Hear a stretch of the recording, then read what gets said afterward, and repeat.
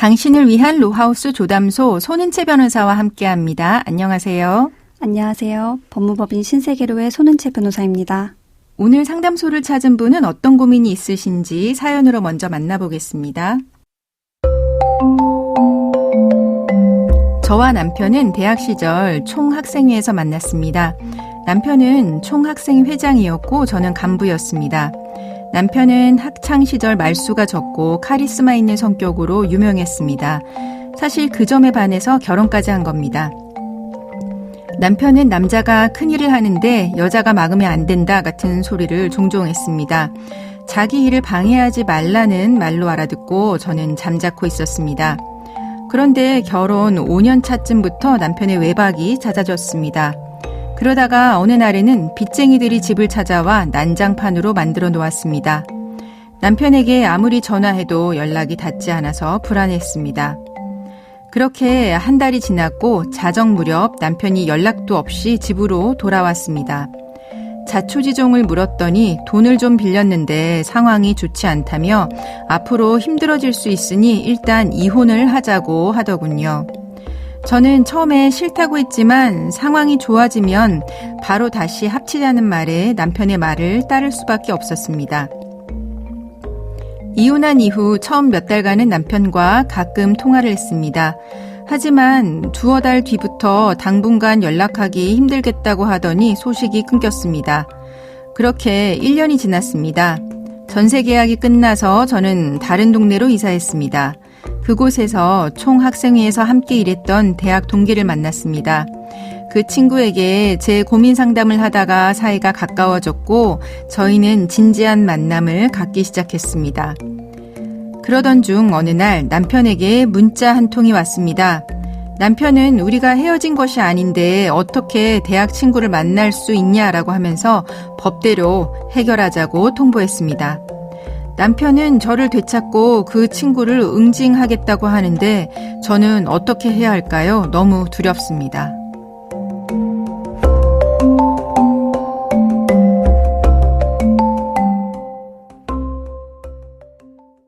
조인섭 변호사의 상담소 가장 이혼을 한 부부의 사연이었습니다. 사연을 보니까 빚 때문에 가장 이혼을 하신 것 같은데요. 실제로 돈 때문에 이렇게 서류상으로만 이혼하는 부부 좀 있죠? 네, 종종 계십니다. 그 사연자분의 남편이 소송을 준비하려고 이제 하는 것 같은데 구체적으로 어떤 소송을 준비하려고 하는 걸까요? 아무래도 이혼 무효 소송과 상간자 손해배상 청구를 하려는 것 같습니다. 네, 이혼 무효 소송이요. 민법에는 이혼 취소에 대한 규정은 있지만 이혼 무효에 관한 이제 규정은 없는 걸로 아는데 이혼 무효 소송이 가능할까요? 네, 가능합니다. 이혼 무효에 관하여 민법에 아무런 규정은 없지만 이혼 성립 요건에 흠이 있는 경우에 당연히 무효를 다툴 수 있다고 보고 있습니다.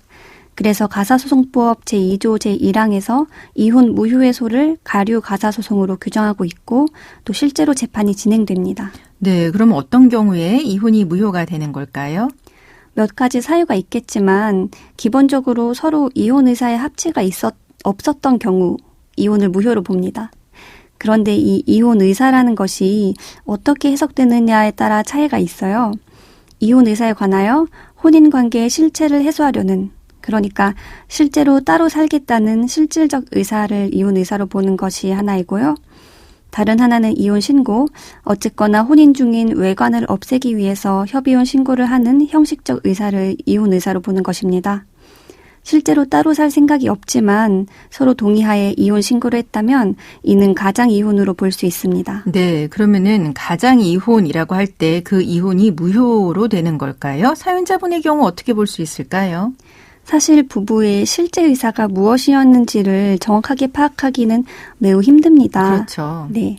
그래서인지 1970년대 중반 이후부터는 같이 이혼 신고를 하면 이혼 의사의 합치가 있었다는 것으로 보는 것이 대부분입니다. 네. 즉 가장 이혼이라고 하더라도 협의 이혼에서 이혼의 의사는 법률상의 부부 관계를 해소하려는 의사를 말하므로 일시적으로나마 법률상 부부 관계를 해소하려는 당사자 간의 합의하에 협의혼 신고가 된 이상 이혼은 유효합니다. 설령 그 협의 이혼의 다른 목적, 그러니까 사연처럼 빚쟁이를 피하겠다는 그런 목적 등이 있다 하더라도 마찬가지입니다. 일단 이혼은 인정이 되고요.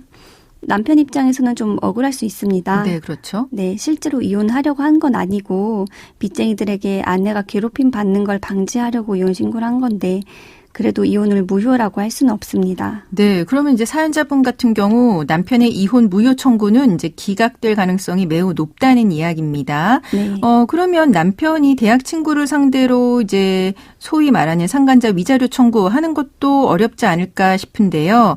하지만 만약에 사연자분의 이혼을 무효로 볼 만한 특별한 사정이 있다라고 한다면 그럴 경우에는 대학 동기는 위자료 지급해야 할까요?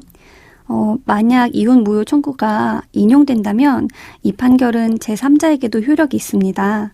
따라서 어느 누구도 이혼이 유효라고 주장할 수 없고 처음부터 이혼의 효력이 없었던 것이기 때문에 사연자분은 대학 동기를 만날 때 법률상 배우자가 있는 상태인 셈이죠.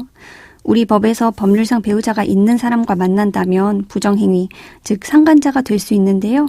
그렇지만 상간 손해배상에서 손해배상 책임이 인정되기 위해서는 상대방이 유부녀인 것을 알았느냐가 아주 중요한 요건입니다.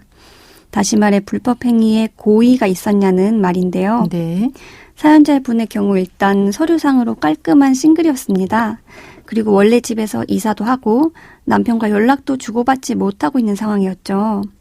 대학 친구 입장에서는 아무리 원래 알던 사이라고 하더라도 사연자분과 남편이 가장 이혼이고 이혼이 무효라는 것까지 알기 어려웠다고 보는 것이 타당합니다. 그렇긴 하죠. 네, 이런 상황을 고려하면 만약에 사연자분과 남편 사이 이혼이 무효라고 볼 만한 그런 사정이 있고 그래서 실제로 이혼 무효가 된다고 하더라도 대학 친구에게는 이 불법 행위의 고의, 즉 유부녀인 걸 몰랐다고 봐서 위자료가 기각될 것 같습니다. 네.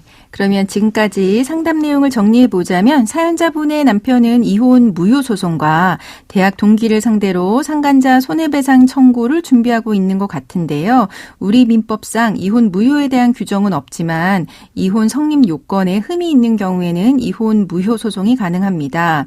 이혼 무효는 이혼 의사의 합치가 없었던 경우에 성립하는데요. 이때 이혼 의사가 실질적인지 형식적인지를 판단하는 것이 중요합니다. 하지만 가장 이혼이라고 하더라도 협의 이혼 신고 자체가 이루어졌다면 이혼 의사가 합치된 것으로 보고 이혼은 유효한 것으로 본다라고 하는 것이 판례입니다. 그리고 설사 남편의 주장대로 이혼이 무효로 인정된다고 하더라도 대학 동기한테는 불법 행위에 대한 고의가 없었다라고 보여지기 때문에 위자료 청구는 기각될 가능성이 높다라고 정리해드렸습니다. 지금까지 법무법인 신세계로의 손은채 변호사와 함께했습니다. 감사합니다. 조인섭 변호사의 상담소는 유튜브와 홈페이지를 통해서 다시 듣게 하실 수 있습니다. 궁금한 점이나 건의할 사항 있으면 홈페이지 상담 게시판에 글을 남겨주세요. 법무법인 신세계로에 따로 연락을 주셔도 좋습니다.